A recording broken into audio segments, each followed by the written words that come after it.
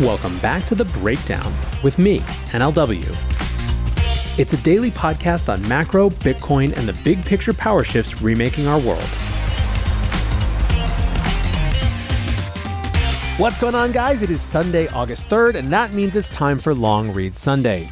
Before we get into that, however, if you're enjoying The Breakdown, please go subscribe to it, give it a rating, give it a review, or if you want to dive deeper into the conversation, come join us on the Breakers Discord. You can find a link in the show notes or go to bit.ly/breakdownpod. All right, friends, we have a few rules here on this show.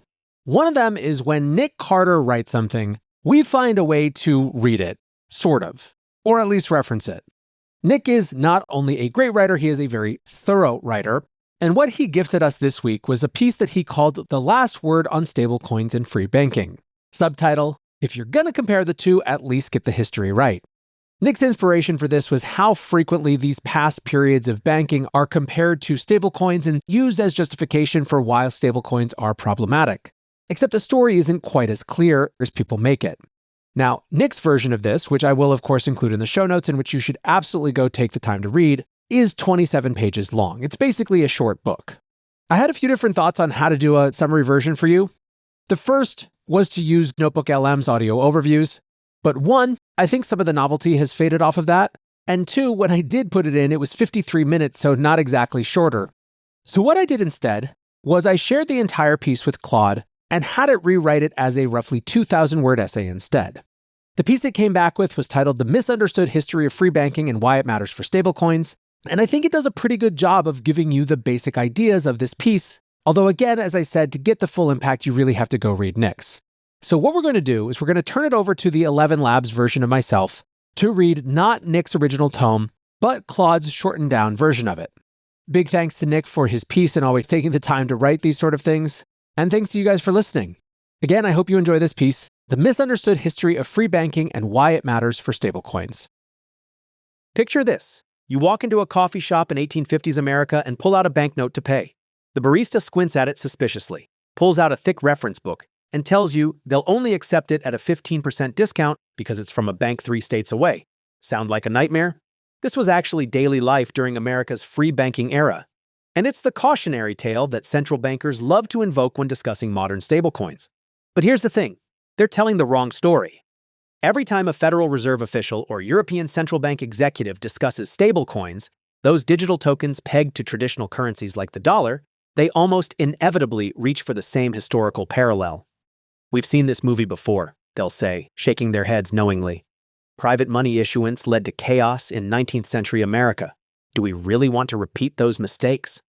This comparison has become so ingrained in central banking circles that it's practically gospel.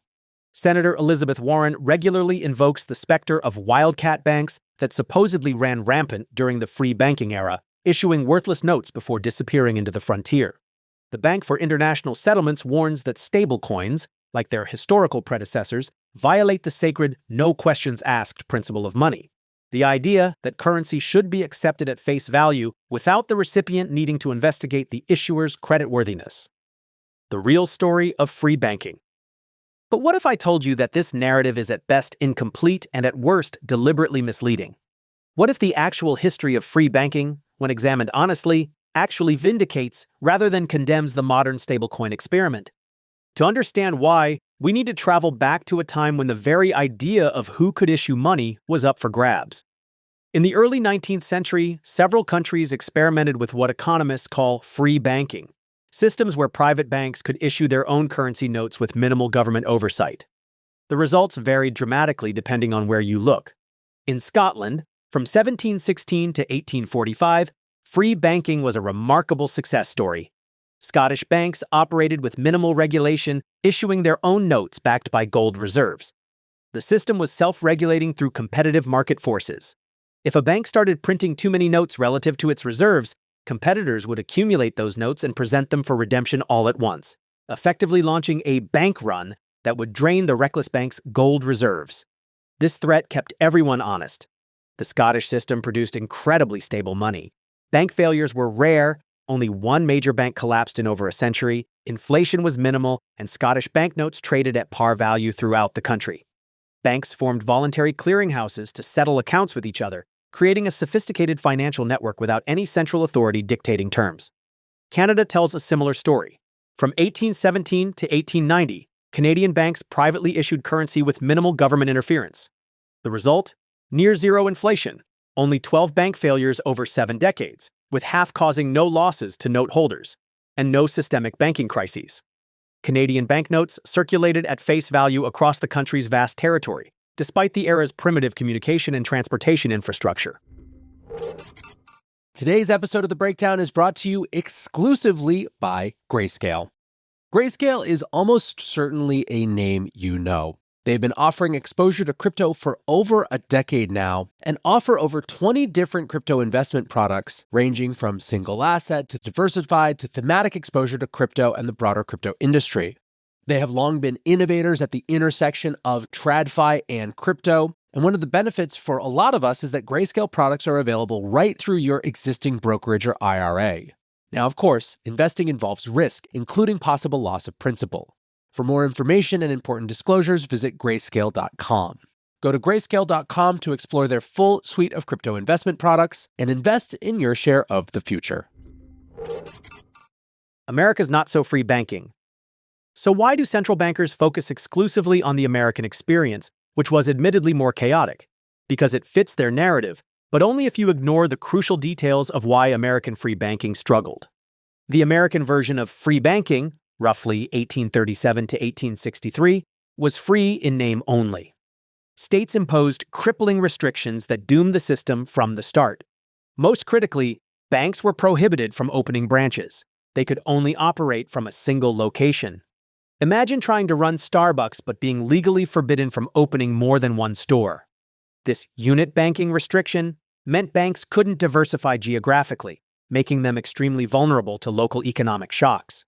States also forced banks to buy state government bonds as collateral for issuing notes. When the Civil War approached and Southern state bonds plummeted in value, the banks holding them were wiped out through no fault of their own. It would be like forcing modern banks to hold only Greek government bonds during the 2010 debt crisis.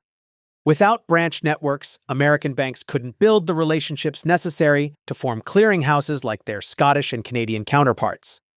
Notes from distant banks traded at discounts not because the banks were unsound, but because physically redeeming them for gold was expensive and inconvenient. Specialized publications emerged to track the discount rates for hundreds of different banknotes in each city, the 19th century equivalent of checking exchange rates, except you needed to do it for domestic currency. The infamous wildcat banks, fraudulent institutions that issued notes with no intention of redeeming them, were largely confined to a handful of states with particularly poor regulatory frameworks. Modern research suggests these wildcats were responsible for a tiny fraction of bank failures. Most failures resulted from the structural problems created by misguided state regulations, not from the concept of private note issuance itself. Enter the stablecoin. Fast forward to today, and we have stablecoins, digital tokens issued by private companies, backed by reserves of traditional assets, and designed to maintain a stable value relative to currencies like the US dollar. Central bankers immediately spotted the parallel to free banking and started issuing dire warnings. But they're missing crucial differences that make modern stablecoins far more robust than 19th century banknotes. First, the geographic limitations that crippled American free banking are irrelevant in the digital age. Stablecoins are globally accessible from day one. Tether, the largest stablecoin, trades against virtually every currency on Earth across hundreds of exchanges. There's no equivalent to the banknote that trades at a discount because you're too far from the issuing bank. Distance is meaningless on the internet. Second, modern stablecoins benefit from real-time, transparent markets that continuously price risk. In the 1850s, information about a bank's condition might take weeks to spread. Today, if traders suspect a stablecoin issuer is in trouble, that information is instantly reflected in the token's price across global markets. The same mechanisms that keep foreign exchange rates in line, arbitrageurs who profit from price discrepancies, work around the clock to maintain stablecoin pegs. Third, and perhaps most importantly, modern stablecoin regulation, particularly in the United States after recent legislation, addresses the specific failures of free banking. Major stablecoin issuers must back their tokens 100% with high-quality liquid assets, mainly cash and short-term U.S. Treasury securities. They can't make loans like 19th century banks did, eliminating the risk of bad debts bringing down the system. They must provide regular audits and attestations, they face strict requirements for honoring redemptions. The power of market discipline. What's particularly striking is how modern stablecoins have recreated some of the best features of successful free banking systems through market mechanisms rather than regulation. Just as Scottish banks kept each other in check through competitive note redemption, today's stablecoin ecosystem includes sophisticated traders who constantly probe for weakness. If a stablecoin trades even slightly below its $1 peg, arbitrageurs swoop in to buy it and redeem it for face value, pocketing the difference. This creates immense pressure on issuers to maintain proper reserves. The decentralized finance (DeFi) ecosystem has created the modern equivalent of 19th century clearinghouses, automated protocols where different stablecoins trade against each other with transparent pricing. Any sign of weakness in a particular stablecoin is immediately visible to the entire market. It's like the Scottish note exchange system, but operating 24/7 at the speed of light. Learning the right lessons. The real lesson from free banking history isn't that private money issuance is inherently doomed, it's that the regulatory framework matters enormously. Scottish and Canadian free banking succeeded because banks could branch freely, diversify their risks, and build cooperative institutions. American free banking struggled because misguided state regulations prevented these stabilizing mechanisms from developing. Modern stablecoins have solved the technical problems that made 19th century private currencies cumbersome: the high costs of verification, redemption, and information transmission. What remains is getting the regulatory framework right, which recent U.S. legislation has largely accomplished by requiring full reserve backing and regular attestations while avoiding the geographic restrictions and forced bond purchases that doomed American free banking. Central bankers who invoke free banking to attack stablecoins are cherry-picking history, focusing on American failures while ignoring Scottish and Canadian successes. They're comparing the worst of the past with the present, while ignoring how technology and proper regulation have addressed historical problems. The irony is that stablecoins may actually represent the vindication of free banking principles rather than their repudiation. By combining the competitive discipline of Scottish banking, the technological capabilities of the internet age, and regulatory frameworks that learned from past mistakes, stablecoins are proving that private currency issuance can work, just as it did in Scotland 2 centuries ago. The next time someone tells you stablecoins are just wildcat banking for the digital age, remind them that Scottish free banking was one of the most stable monetary systems in history. The problem was never private money issuance itself. It was bad regulation that prevented market mechanisms from working. Get the rules right, and private currencies can be as stable as any government-issued money. That's not speculation. It's historical fact. All right, guys, back to Real Me. Hope you enjoyed that. Until next time, be safe and take care of each other. Peace.